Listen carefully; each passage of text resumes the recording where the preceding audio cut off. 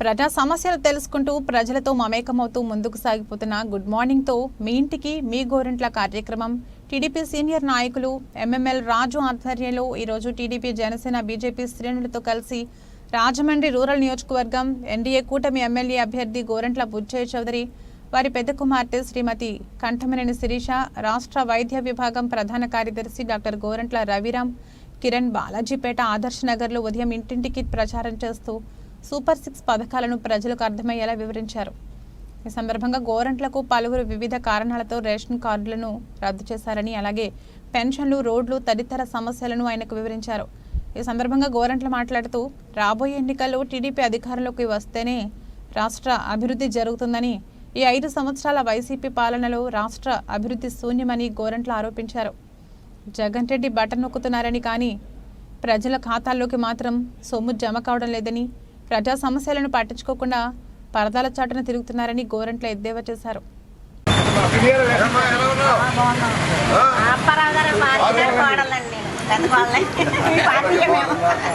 మనందరం కష్టపడి ప్యాక్ చేసుకున్నాం.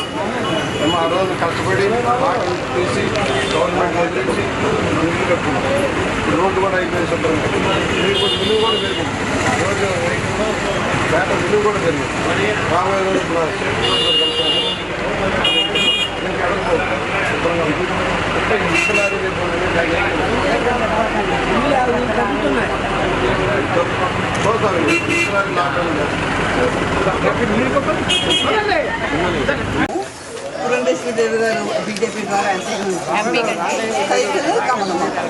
రెండు ఓట్లు వేయాలమ్మా. First vote cycle.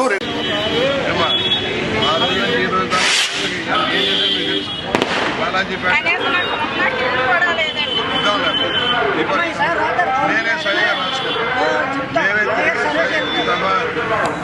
నిజంగా లేదు ఉన్నాళ్ళు మళ్ళీ రాసుకున్నాను.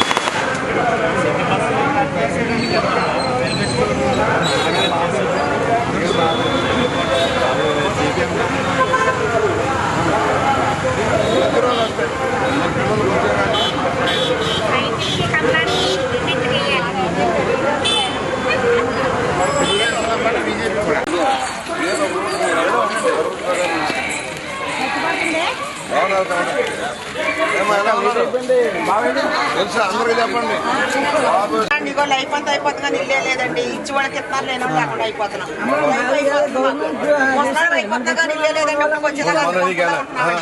కాగితం ఇచ్చారు మీకు? ఏం కాగితం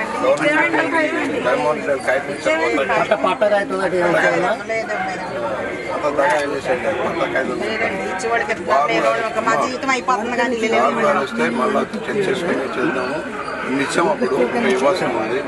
ఉన్నది మీకు 1500 రూపాయలు 4000 వస్తుంది.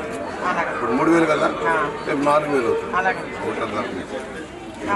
పెన్షన్ కూడా ఏప్రిల్, మే, జూన్ 3 నెలలు కలిపి 3000 ఎక్స్ట్రా చేసి 7000 వస్తుంది. గవర్నమెంట్ వచ్చిన 7000 పెన్షన్ వస్తుంది. 3 నెలలు 30,000 పెట్టేశారు. కేసులు రాస్తున్నారా? ఎంత రాస్తున్నారు?